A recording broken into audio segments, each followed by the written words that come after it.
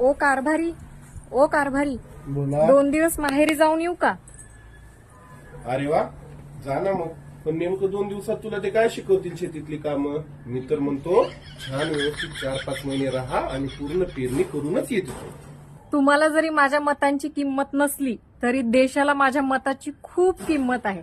माझं मतदान आहे गावाकडचं, मत करायला जायचंय मला. त्यासाठी होय, ठीक आहे, जा ना. पण तिथं जाऊन नुसतं मतदान कर.